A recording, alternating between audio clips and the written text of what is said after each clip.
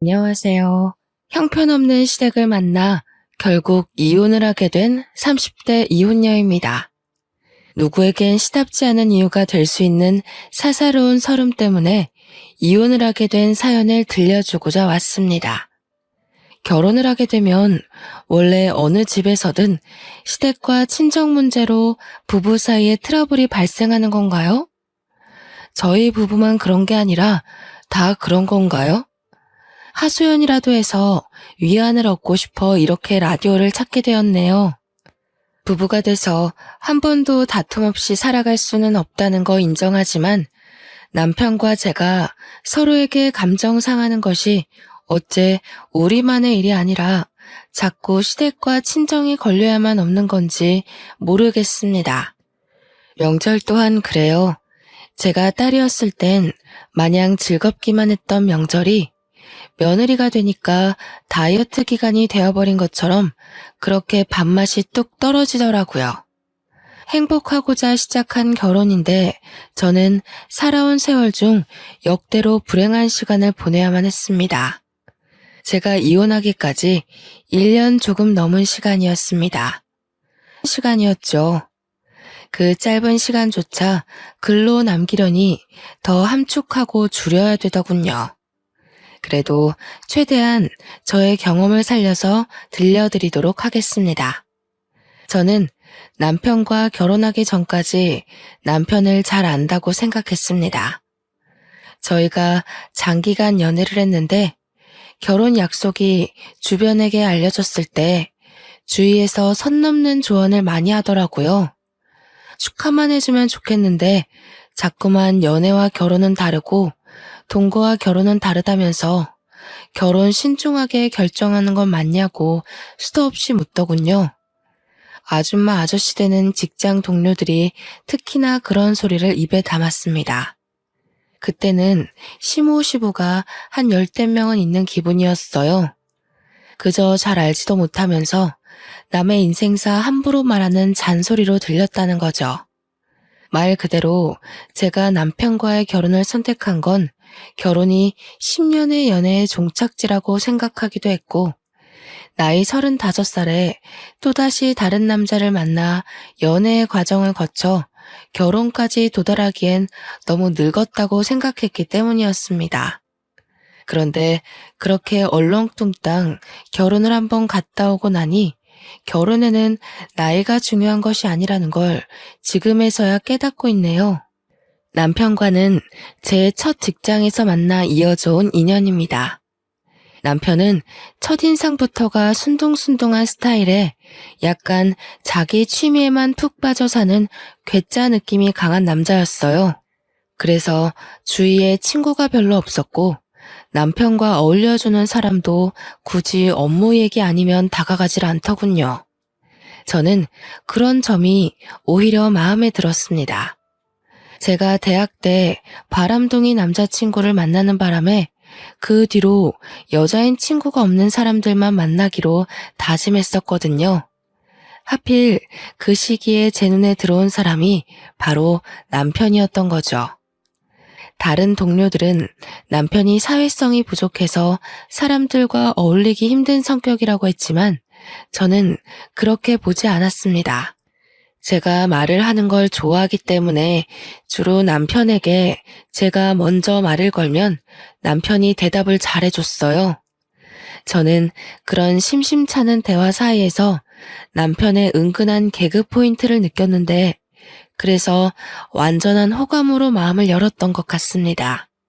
제가 먼저 대시를 해서 이어진 만남이었고 연애 기간 내내 제 기대와 같이 남편은 주위에 여자 없이 저랑만 어울리는 남자친구가 되어주었어요. 10년의 연애 끝에 결혼을 하게 되었을 시점, 제가 남편을 개과천선시켰다고 해도 과언이 아니었는데요. 운두년 같던 사람이 저와 연애를 하면서부터 점차 사람들과 잘 어울리게 된 것도, 신뢰받는 팀장으로 승진된 것도, 상대의 감정을 살피고 적당한 배려를 하게 된 것도 전부 제가 남편을 그렇게 변화시켜 놓은 거였습니다. 원래 남편을 알던 사람들은 남편의 변한 모습을 신기했고, 남편은 어딜 가나 여자친구 잘 만났다는 소리를 들었죠. 결혼 신중하게 하라는 소리를 잔뜩 들은 저와는 다르게 말입니다. 남편의 청혼으로 결혼을 하게 된 저는 그야말로 나름 성공적인 결혼을 했다고 생각했습니다. 제가 남편을 변화시켰다고 했잖아요. 그것에 대한 자만이 너무 컸던 탓에 저는 남편에 대해 모르는 것이 없다고 생각했고, 남편을 충분히 제 손맛대로 주무르며 현명하게 잘 살아갈 수 있다고 봤었죠. 그때만 해도 제게 남편이란 존재는 결혼을 해도 괜찮은 수준이 아니라 이 남자 아니면 더 이상 내 결혼은 없다라고 생각했을 정도였습니다. 그리고 결혼을 한다고 하더라도 10년을 연애했는데 뭐가 크게 달라지겠어요. 같은 지붕 아래 살게 되었다는 것만 다르지 연애하던 때와 차이가 없을 거라고 확신했습니다.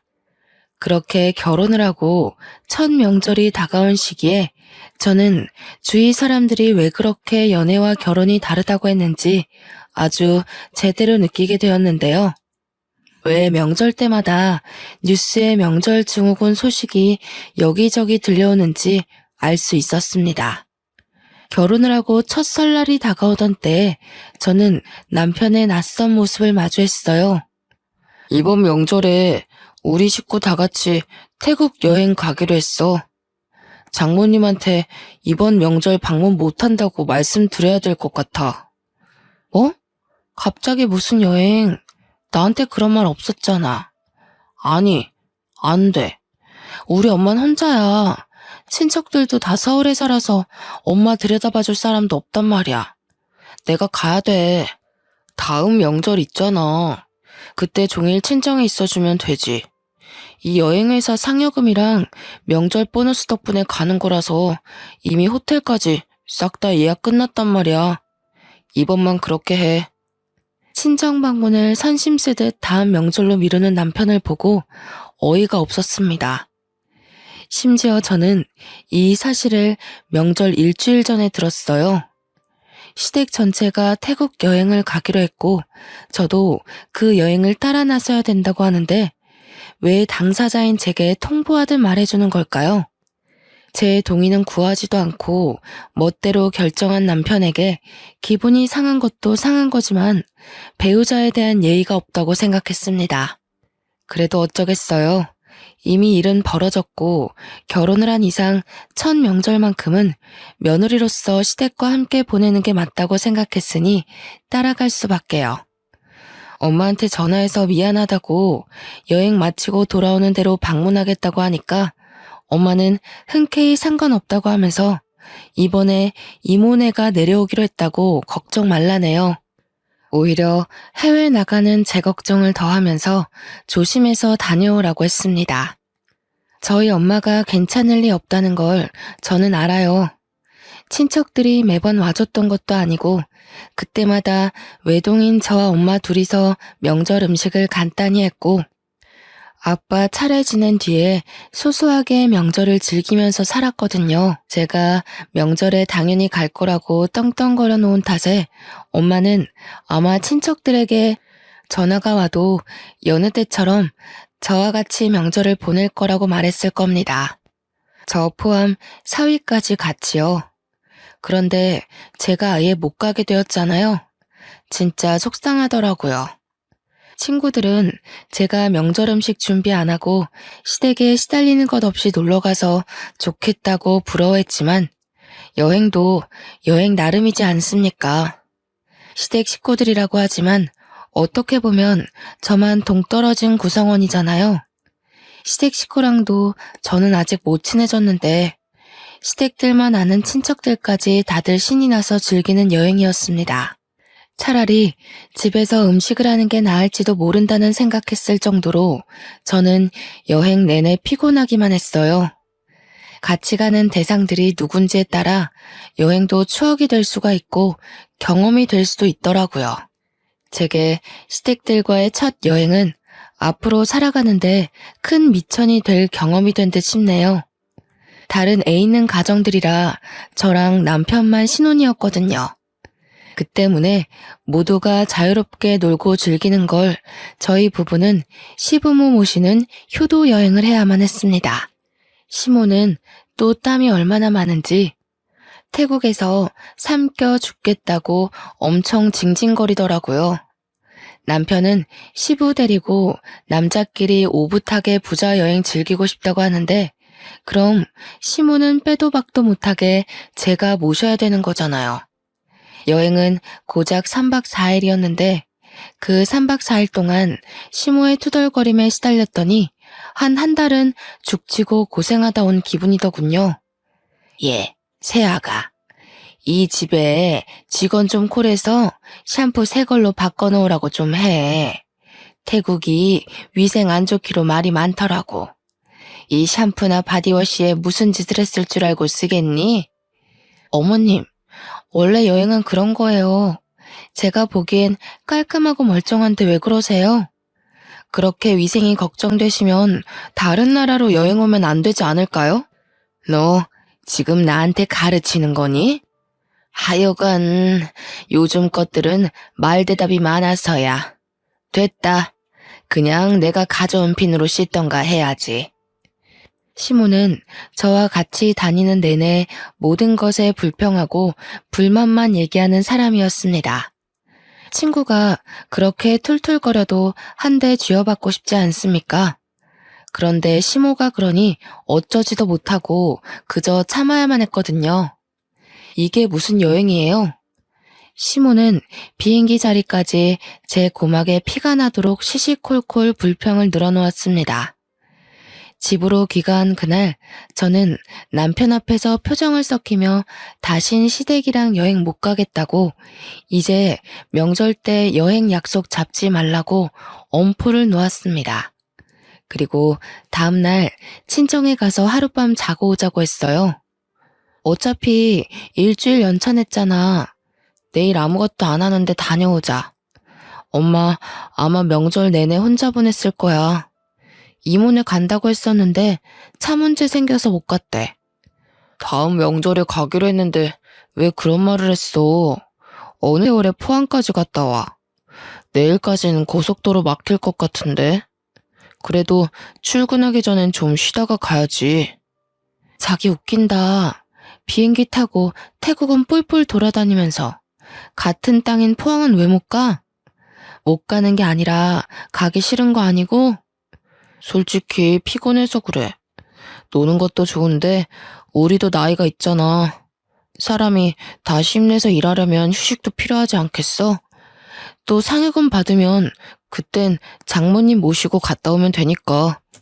제 말을 듣는 둥 마는 둥 하면서 피곤하다고 사우나 다녀오겠다는 남편은 끝까지 친정 가겠다는 말에 확신을 안 주고 나가버렸습니다. 더럽고 치사해서 더 말하기 싫을 만큼 서운함을 느꼈어요. 한국으로 귀국하기 전 친정엄마한테 다음날 간다고 미리 말도 해놨었거든요. 엄마를 2번 실망시킬 수도 없고 실망 주고 싶지 않았던 저는 결국 저 혼자라도 가야겠다고 생각을 했습니다. 다음날 아침부터 친정 가려고 짐을 싸고 있는데 남편이 저더러 어디 가냐고 묻는 겁니다. 처음으로 남편의 목소리가 듣기 싫더라고요. 미운 점이 보이니까 발소리 내는 것마저 싫어서 남편을 쳐다보지도 않고 대답했어요. 친정 간다고 하니까 남편이 한숨을 푹 내쉬면서 저보고 왜 이렇게 고집 부리냐고 하는 거 있죠. 자기 혼자 내려가면 장모님이 날 뭐라고 생각하겠어. 우리 어제 이미 이 얘기는 마무리한 거 아니었어? 뭘 뭐라고 생각해. 시댁은 태국 여행 보내주고 처가에는 문자 한 통 덜렁 남기는 인정머리 없는 사위라고 생각하겠지. 우리가 언제 얘기를 끝냈어? 일방적으로 자기 말만 하고 나가버린 사람이. 뭐 하자는 거야 지금? 우리 식구만 여행 갔다고 시위하는 거야? 장모님 입장에선 오히려 딸이 명절 음식 때문에 고생 안 해서 고마워하실 텐데. 남들은 제발 시댁이 여행 좀 갔으면 좋겠다고 하는데 여보는 뭐가 그렇게 불만이야? 그래서 내가 여행 내내 즐거웠어? 어머님이랑 한방 쓰면서 3박 4일 동안 내가 뭘 했는 줄 알아? 어머님 뒤치다꺼리만 했어. 남의 엄마 뒤치다꺼리 하는 게 어디 보통 일인 줄 알아? 다들 어머님 맞기 싫으니까 나한테 떠민 거면서 오히려 나한테 대접을 해줘야 되는 거 아니야? 어? 뒤치다꺼리? 너 지금 말 다 했냐? 엄마가 평소 잔말이 많아서 그렇지. 그렇다고 그걸 며느리 입장에서 욕을 해? 그것도 내 앞에서? 왜? 너희 엄마 함부로 얘기하니까 화나니? 네 엄마 중요한 건 알면 내 엄마가 중요한 건 왜 몰라? 네가 사위라면 적어도 우리 엄마한테 성의는 보여줬어야 되는 거 아니야? 결혼하고 첫 명절이야. 나만 시댁에 잘 보여야 돼? 당신이야말로 얼마나 우리 집을 얕봤으면 감히 내 앞에서 처가를 무시해?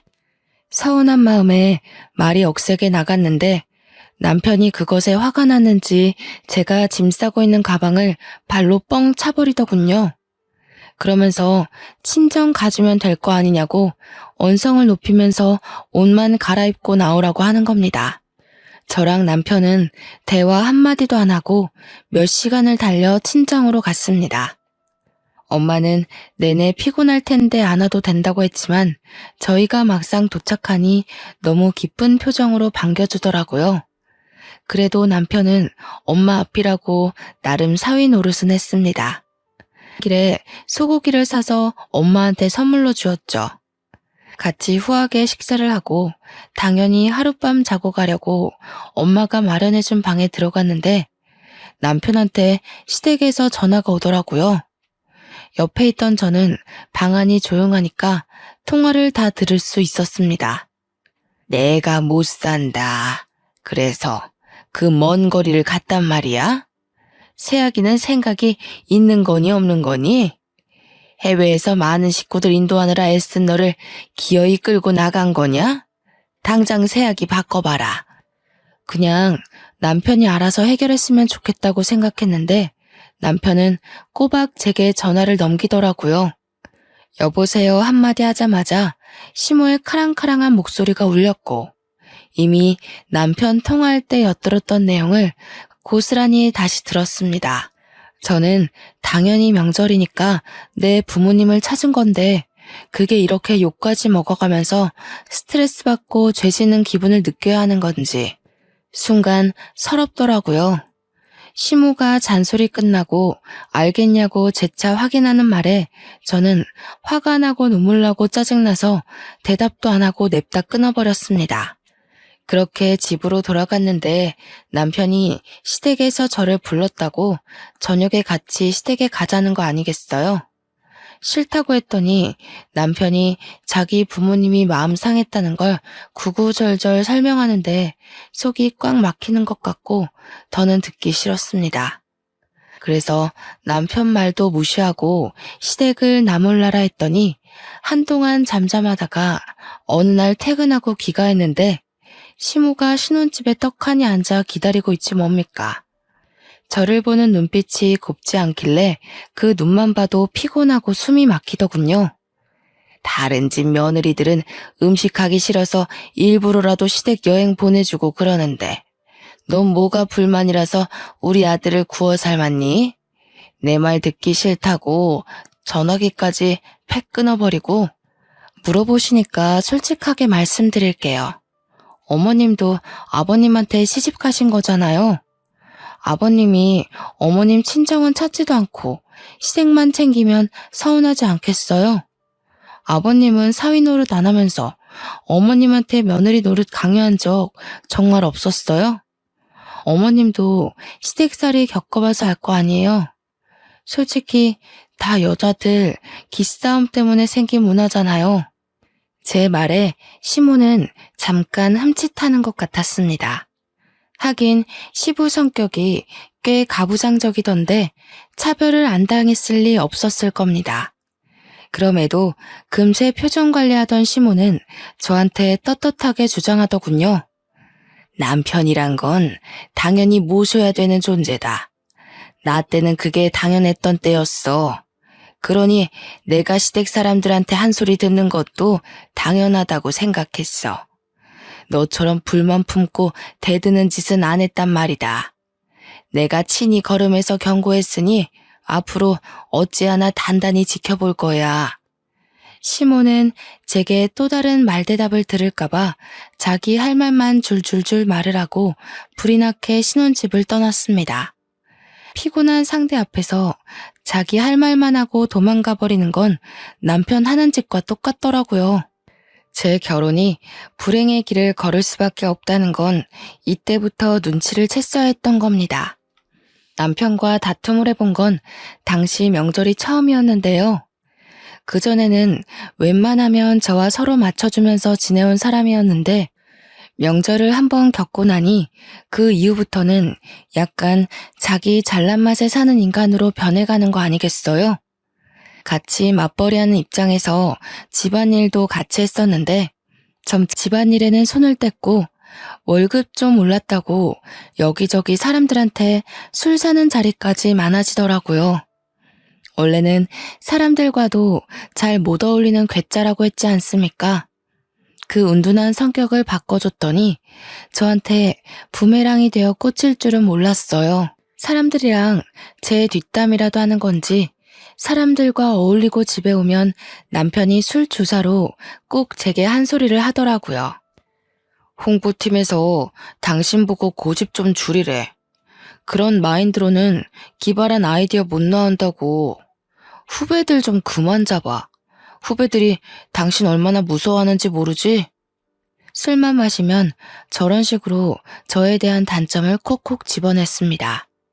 남편이 주구장창 제 단점을 꼽으니 처음엔 정말 사람들이 저를 그렇게 생각하는 줄 알았어요. 그러니 그땐 저도 모르는 사이 직장에서 말수가 줄어있더라고요. 그런데 알고 보니 남편이 먼저 언급하면 동료들이 후배다 보니까 그냥 남편한테 맞춰서 끄덕끄덕 해주는 거지 뭡니까? 그 사실을 어떻게 알았냐면 한날 친구 남편이 하는 대창집에 남편이 왔다고 연락이 왔더라고요.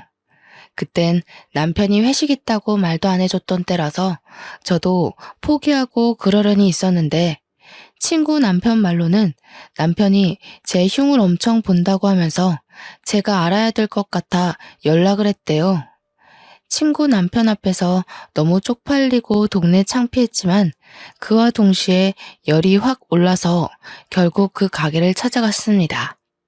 갔더니 남편 혼자서만 잔뜩 취해서 하하호호 웃으며 진짜 제 흉을 보고 있더라고요. 여자는 저처럼 성깔이 강하면 안 되고 고분고분해야 된다면서 그러면서 뒤이어 있는 말에 저는 끝내 그 자리를 끼어들고 말았습니다. 남편이 저랑 잠자리에 대한 것도 얘기를 꺼내는 거 아니겠어요?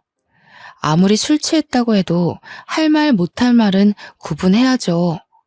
구분 못할 정도로 마시면 그건 짐승이잖아요.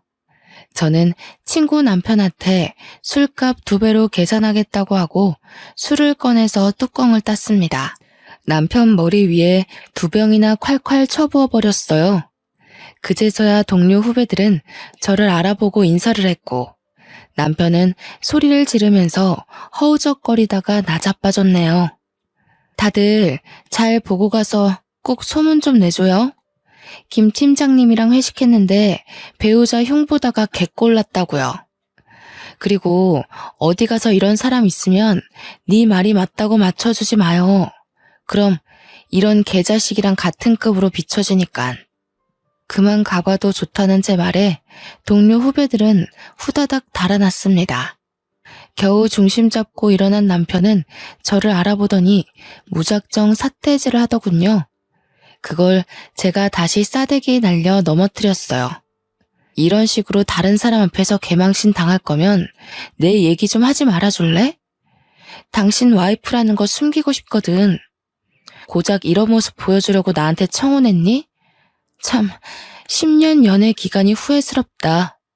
그날 남편은 필름이 끊겨서 잘 기억도 못했습니다. 저더러 혹시 회식 장소에 온 적 있냐길래 제가 그냥 나 몰라라 하면서 내뺐더니 그걸 그대로 믿더라고요. 그러면서 왜 직장에서 자기를 보는 시선이 이상한지 모르겠다고 예전에 왕따였을 때랑 같은 기분이 든다더군요. 남편 말로는 자기가 사회성 부족할 때 사람들이 자신을 멀리했던 당시가 떠오른다면서 기분이 나쁘다고 했어요. 남편도 자기가 왕따 당했을 때 나름 트라우마였나 봅니다. 남편 말대로 직장에선 남편 안 보는 데서 다들 남편 뒷담을 까고 난리가 났더라고요. 동료들이 저만 보면 결혼 실수했다고 동정표를 많이 던졌어요. 남편을 그 꼴로 만든 게 저라고 하더라도 그런 상황들이 그리 막 유쾌하진 않은 거 있죠. 10년이 후회스럽다가도 한편으론 같이 나눈 정이 있어서인지 속상하기도 했습니다. 그래도 내 남편인데 내 선에서만 해결할 걸 그랬나 싶었어요. 하지만 그마저도 의미 없는 잡이었을 뿐이었습니다. 결국 제 손으로 다시 남편을 끌어내리는 일이 터지고 말았는데요. 몇 달 전에 있었던 두 번째 명절 말입니다. 그 시기에 저는 남편과 완전 끝내기로 마음먹었어요. 설날에 시댁의 해외여행으로 제게 실망을 안겨줬던 남편은 제 경고도 잊고서 추석마저도 시댁 주도하에 제주도 여행을 예약해버린 겁니다. 그렇다는 말은 또 친정에 안 갈 거라는 뜻 아니겠습니까? 내가 이런 식으로 하지 말라고 했잖아. 내 말 무시해? 우리 엄마 무시하는 거야? 나 이번엔 절대 안 가. 당신이 저지른 일이니까 나한테 뭐든 기대하지 마. 엄마 아빠가 명절에 여행 가는 게 좋다고 하는데 어떡해. 자식된 도리로서 부모님한테 효도 좀 할 수 있는 거잖아. 자기야말로 왜 그렇게 내 마음을 몰라? 그러니까 당신 효도를 내가 왜 같이 해야 되냐고. 내 의사는 묻지도 않고 당신은 시댁 식구들 앞에서 의견이라는 게 없어? 적어도 나랑 의논해보겠다고 얘기했어야 되는 거 아니야? 어떻게 똑같은 실수를 두 번이나 할 수가 있어. 네가 이렇게 만들었잖아. 내가 당신 하라는 대로 살다 보니까 가족 말도 어련히 들어야 된다고 생각하게 된 거지. 왜 이제 와서 나더러 남의 말 듣지를 말래? 내가 줏대 없이 흔들리고 마음대로 결정하라고 알려줬어? 그랬으면 당신 지금 팀장 자리도 못 올라갔겠지. 아, 됐어. 말하기도 피곤해. 당신이 당신 부모님한테 효도하는 거 내버려 둘 테니까 당신도 내가 내 부모님 챙기는 거 신경 꺼. 야, 그럼 우리 엄마는 누가 모셔? 다른 집 여자들은 다 애 있단 말이야. 엄마는 벌써 너랑 간다고 생각하고 있는데. 네가 모셔. 네가 자식이잖아. 나도 내 엄마 있어. 내가 왜 네 엄마 모시느라 우리 엄마를 혼자 내버려둬야 되는데? 그리고 저는 그날 새벽 남편이 자고 있는 몰래 짐을 챙겨 친정으로 갔습니다. 혼자 갔는데 엄마가 안 자고 기다리고 있더라고요. 내려가는 길에 이미 사정을 얘기해놨기에 저는 도착해서 엄마한테 혼자 와서 미안하다고 사과를 했어요. 엄마는 오히려 늦은 새벽에 온다고 고생했다며 따뜻한 이부자리를 마련해 줬습니다. 오랜만에 엄마 옆에서 자는데 그제야 제가 어떤 사람인지 얼마나 사랑받고 귀하게 큰 딸인지 느껴지더라고요. 저한테 명절은 바로 이렇게 정겹고 따뜻한 날이었는데 어쩌다가 피 튀기는 장이 되었는지 모르겠습니다. 그날 아침 일찍 저는 엄마 여권을 챙겨서 엄마를 모시고 가장 가까운 시간에 일본행 티켓을 예매했습니다. 혹시라도 남편이 친정에 찾아올까봐 속전속결로 진행을 했죠. 엄마를 데리고 그대로 일본 여행을 갔는데 비행기에 있어 몰랐더니 착륙하고 휴대폰을 확인하자마자 남편한테 불티나게 전화가 와 있는 겁니다. 문자도 있었는데 그 중에는 당장 안 돌아오면 이혼이라는 얘기도 있었습니다. 남편이 이혼이란 말을 감히 먼저 꺼내는 것도 제 입장에선 가짠더라고요. 이혼하자고 하면 제가 쫄아서 당장 튀어올 거라고 생각을 했나 보죠? 그럴 리가 있나요? 저는 아싸 잘됐다 싶어서 그 문자에만 동의 답변을 보낸 뒤 전화를 꺼버렸습니다. 그렇게 엄마랑 즐거운 일본 여행을 하는 동안 시댁 생각 안 하고 즐겁게 놀다가 돌아왔습니다.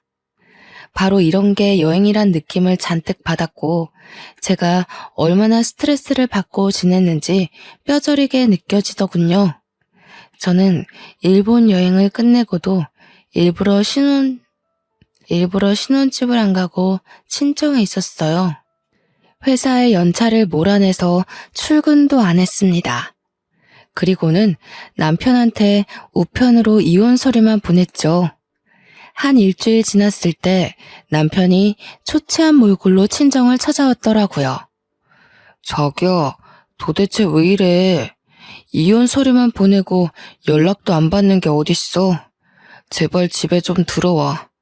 나 당신 없으면 안 되는 사람인 거 누구보다 당신이 잘 알잖아. 그랬었나? 결혼하자마자 얼굴색 바뀌면서 당신 입맛대로 살길래 이미 당신한테 나는 아무것도 아닌 줄 알았는데 먼저 이혼 얘기 꺼낸 사람이 갑자기 왜 아쉬운 척이래? 아니야. 그건 여행 당일에 당신이 사라지고 없으니까 식구들이 난리 나서 나를 닥달하잖아. 이혼, 그건 홧김에 한 소리였지. 절대 진심 아니야. 그러니까 제발 집에 가자, 응? 왜? 여행 가보니까 당신 식구들이 얼마나 사람 피말리는지 느꼈어? 그래서 앞으로 내가 다시 네 엄마 뒤 봐주길 바래서 온 거 아니야? 절대 아니야. 나 이번에 제주도 여행 갔을 때 죽는 줄 알았어. 엄마가 얼마나 징징거리던지. 당신 태국 여행 때 진짜 많이 힘들었겠다. 몰라줘서 미안해. 출근을 안 하니까 직장에서도 사람들이 자꾸 수군거려. 회식에도 안 껴주고. 남편이 진심으로 반성을 했던 건지 친정엄마한테 줄 명절 선물까지 챙겨왔더라고요. 한우 세트랑 제주도 여행 상품권을 쥐고 있었습니다. 그러면서 제 앞에 넙죽 엎드려 제발 집에 돌아가자고 애원했어요. 자기를 데리고 살아줄 사람은 저밖에 없다면서 이혼만큼은 안 된다고 사정하더군요. 장모님, 제발 이 사람 좀 설득해주세요. 저 정말 이 사람 없이는 아무것도 못한단 말이에요. 저한테 이 사람이 얼마나 존경스러운 존재인지 장모님한테 말씀드렸잖아요. 기억나시죠? 기억나고 말고. 그런데 자네가 오죽 잘못했으면 우리 딸이 이렇게까지 나올까. 그래도 반성하는 마음이 갸륵하니 한 번쯤 용서해주는 것도 괜찮을 것 같은데 딸? 친정엄마는 남편이 시멘트 바닥에 무릎을 꿇고 있는 모습이 안쓰러웠나 봐요. 저한테 한 번만 눈 감아주자고 같이 설득하더라고요. 하지만 저는 남편이 반성하는 낌새를 보인다고 하더라도 이건 남편과 저만의 문제가 아니라고 생각했습니다. 남편의 생각이 이러한들 시댁의 입장과 다르다면 결국 쳇바퀴 돌듯 같은 짓을 반복하는 셈이잖아요. 저는 그 자리에서 남편한테 말했어요. 시모한테 전화해서 입장이 같다는 걸 증명하라고요. 그랬더니 남편이 아직 시모랑 얘기 안 해봤다고 하네요. 저는 오히려 잘 됐다고 봤죠. 남편이 시모랑 말 맞춰서 괜히 저를 꼬드겨서 다시 집안 식구로 들인다면 그건 그거대로 제가 또 한 번 상처를 받는 거잖아요. 그래서 제가 그 자리에서 시모한테 전화를 걸고 스피커폰으로 돌려 남편에게 줬습니다. 그런데 웃긴 게 뭔 줄 아세요? 시모가 제 전화를 기다렸다는 듯이 받았는데 받자마자 저한테 쌍욕을 하더라고요. 이런 썩을 년을 봤나. 내가 살다 너처럼 건방지고 제멋대로인 여자는 처음 봤다. 어떻게 명절에 시댁을 나 몰라라 하고 잠수를 탈 수가 있니? 우리 집안의 며느리가 되었으면 책임을 다하고 나를 모셨어야지. 감히 도망을 가? 내가 너 때문에 동네 창피해서 명절에 여행 다녀왔다는 소리도 못했어. 저는 이미 예상했던 시나리오였기에 그리 놀라지 않았는데 남편이 꽤 많이 당황했더라고요. 그런데 문제는 남편의 반응이 아니었다는 겁니다. 더 중요했던 사실은 그 자리에 우리 엄마도 같이 있었다는 거예요. 저를 하대하는 시모의 인성을 엄마가 똑똑히 들었지 뭡니까? 제가 욕먹는 며느리라는 걸 엄마한테 보여주고 싶었던 건 아니었는데 본의 아니게 상황이 그렇게 돼버려서 저 또한 뒤늦게 당혹스러웠습니다. 그뿐만이 아니었어요. 저는 거기서 자식을 둔 부모의 마음은 그 어떤 것에도 비할 수 없을 만큼 강하다는 것도 제대로 느끼게 되었는데요. 항상 저를 다독여주기만 하던 엄마의 눈빛이 싸늘하게 변하더니 마루에 서 있다가 맨발로 남편 앞까지 뛰어가 휴대폰을 뺏는 거 있죠. 이 욕심쟁이 할망구 같으니라고. 지금 뭐라고 그랬어요? 내가 정말 사부인같이 개차반 쓰레기인 여자는 또 처음이네요. 우리 딸이 뭘 잘못했다고 그런 몰상식한 욕짓거리를 내뱉어요? 사람 같지도 않던 그쪽 아들을 사람 구실하게 만들어줬으면 우리 딸한테 넙죽 엎드려 절을 해야지요. 뭐? 누구를 모셔요? 뭐야? 이봐요 사부인. 보니까 지금 며느리랑 같이 있나 본데 며느리가 감히 하늘 같은 시댁한테 어떤 짓을 하고 도망쳤는지 알아요? 명절을 내빼고 거기로 도피해 있는 거라고요. 뭘 좀 알고 따져요. 그 집 아들이 지금 우리 딸 앞에 무릎 꿇고 사정하고 있거든요. 불쌍해서 봐줄까 했더니 역시 안 되겠네요. 그쪽 같은 못난 부모 때문에 자식들이 대신해서 피눈물 흘리는 거예요. 지금 보니 우리 딸이 더러운 구정물에서 도망쳐온 거구먼.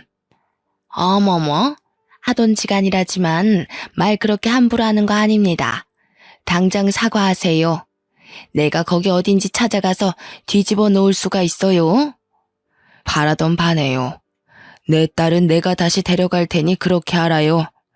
그리고 같은 자식 둔 엄마 입장으로 한마디 하겠는데 요즘 세상에서 며느리를 그런 취급하면 당신 아들만 평생 늙어 죽을 때까지 혼자 살다 가는 겁니다. 이 늙구렁이 할망탱이야. 알아들었어? 다신 연락하지 마. 시모와 친정엄마의 말싸움을 보니까 저와 남편 사이의 다툼은 아무것도 아니더라고요. 그렇게 끊긴 전화는 두세 번 더 왔지만 그때마다 엄마가 전화를 받아서 대차게 욕을 해주고 끊기를 반복했습니다. 저는 어안이 벙벙하면서도 한편으론 굉장히 든든하더라고요.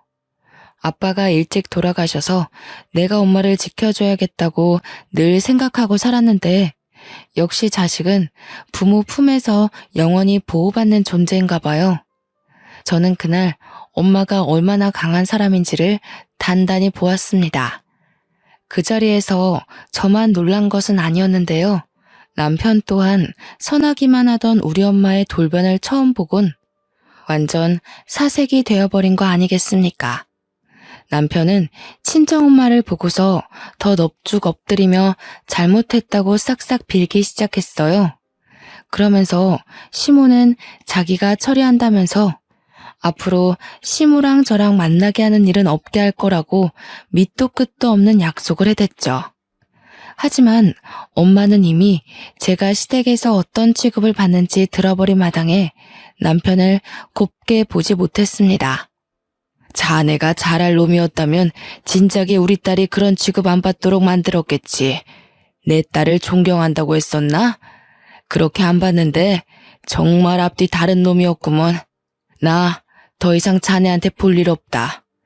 내 피 같은 딸 헐뜯기라고 보낸 시집이 아니야.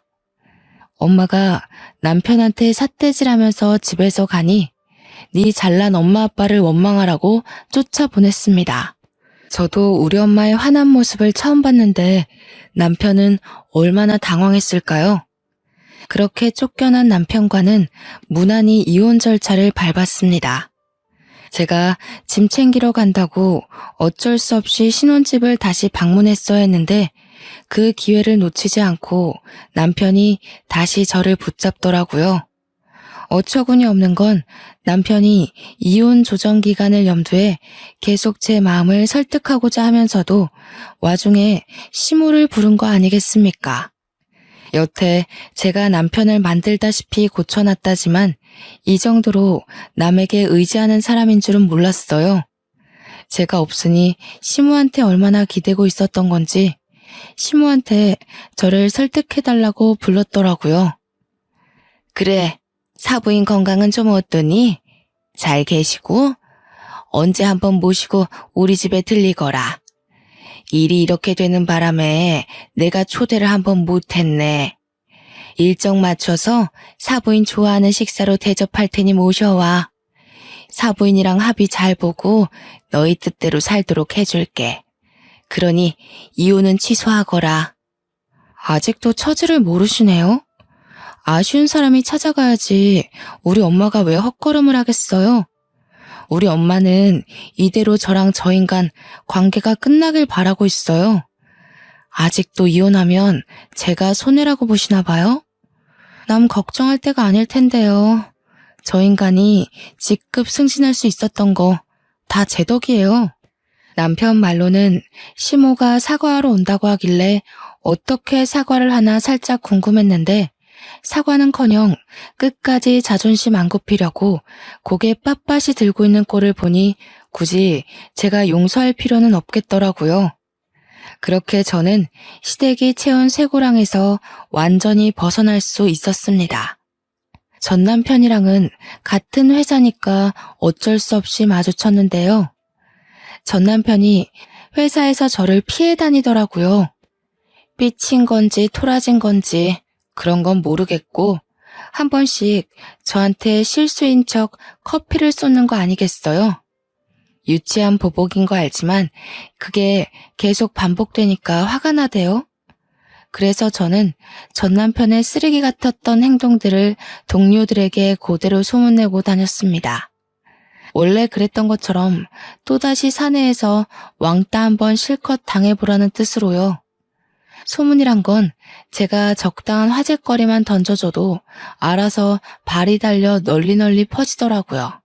심지어 과장이 조금씩 더해지더니 최근에 우연히 들은 소문은 제가 알고 있는 전 남편 이미지보다 훨씬 더 개쓰레기가 되어 있었습니다. 처음엔 다들 제 의견을 들을 때면 전 남편이 그렇게까지 이기적이고 배우자의 소중함을 모르는 사람인 줄은 몰랐대요. 그래서 더 충격이라 소문이 더럽게 퍼졌나 봐요. 이제는 전 남편이 지나가기만 해도 사람들이 수군대기 바쁘거든요. 그러니까 사람은 살던 대로 살아야 된다고 간도 콩할 만한 사람이 감히 시댁을 앞세워서 와이프 무시하고 다니니까 천벌받는 거잖아요. 와이프 욕하는 게 자기 얼굴에 침 뱉는 건 줄도 모르고 신나게 했을 생각하니까 다시 돌이켜봐도 참 한심하네요. 들리는 소문에 의하면 전 남편이 상사한테 깨져서 비상구에서 오는 걸 여자 동료가 봤다고 저한테 말해주더라고요. 항상 윗선에 결제 보고 올리기 전에 제 검토를 받고 갔던 사람인데 혼자서 하려니까 뭐가 많이 안 되는 것 같았어요. 저 없으면 자기는 아무것도 아니라는 전 남편의 말이 지독하게도 공감이 되는 거 있죠. 소중한 줄 모르고 자기 사람이라며 저를 함부로 했으니 꼴 좋네요. 반대로 저는 오히려 결혼을 한 것이 손해였어요. 다들 저더러 전 남편과 왜 결혼하냐고 선 넘는 조언을 해줄 때 들어먹었어야 했다는 걸 이혼을 하고 나서야 깨달았습니다. 어른들의 말이 무조건 고지식하다는 건 틀린 말이에요. 어른 말 들으면 자다가도 떡이 생긴다는 거. 그거 모른 척 외면하고 결혼을 진행시켰다가 제가 눈물나게 혼쭐났잖아요. 시댁이 아무리 잘나면 뭐합니까? 제가 소중히 여기고 사랑하는 친정을 감히 무시하고 깔보는 시댁이라면 당연히 없는 게 낫죠. 이혼을 하고 난 뒤에야 더 상쾌한 날을 보내고 있는 저는 나이 때문에 결혼해야만 한다는 압박에 스스로를 가두지 않고 자유롭게 마음을 열고서 인연을 만나는 중입니다. 새로운 인연이 닿다 보면 언젠가 제게 알맞은 남자가 나타나지 않을까 기대도 하고 있어요. 대신 다시는 사람을 고쳐 쓰진 않고 있는 그대로의 인품을 보겠다고 다짐을 하면서요. 전 남편과 10년을 만났으니 과거를 되돌아볼 때마다 어쩔 수 없이 전 남편을 떠올려야 할 거예요. 세월 앞에 장사 없는 거 아는데 세월도 뼈아픈 경험을 잊게는 못해주는 것 같아요. 세월 헛되어 보냈다는 생각도 들지만 그래도 한편으론 정말 귀한 경험을 하지 않았나 싶습니다. 전 남편 같은 사람 덕분에 만남의 기간이 사람과의 관계의 필수적인 요인은 아니라는 걸 깨우쳤잖아요. 늦은 나이에 결혼했기 때문에 그만큼 사람을 잘 알고 결혼했다고 생각했는데 사람이란 건 어쩔 수 없이 실수를 할 수밖에 없는 존재라는 것도 알았어요. 세상에 완벽한 사람은 없고 저 또한 미숙한 성인일 뿐이라는 것도요. 제 나이가 40, 50이 되면 어떻습니까? 더 이상은 나이에 쫓겨서 제 인생을 버리는 식으로 결혼을 하고 싶진 않네요. 주변인의 눈치에 줏대 없이 흔들리는 것도 문제지만 저처럼 주변이 조언을 잔소리로 듣고 귀를 닫아버리는 것 또한 문제가 아닌가 싶습니다. 저도 이번 계기에 제 자신의 헐랭이 같았던 태도를 좀 되돌아볼 수 있었어요. 제 자신을 위해서라도 필요한 조언을 걸러 들을 수 있는 길을 길러야겠다고요. 여러분들은 어떠신가요? 주변인 말 안 듣고 내 입장 밀고 나갔다가 실패를 하신 적은 없나요? 저보다 더 훌륭한 경험을 하신 분들 많을 거라 생각합니다. 그 모든 것들이 청취자분들의 발목을 잡는 게 아니라 미천이 되는 경험이었으면 좋겠네요. 제가 준비한 사연은 여기까지입니다. 비록 제 사연의 결말은 이혼이지만 제겐 이혼녀라는 것이 꼬리표가 아니라 삶의 고충을 이겨냈다는 머리표라는 것을 자랑스럽게 말씀드리고 싶어요. 긴 사연이었습니다. 들어주셔서 너무 감사합니다.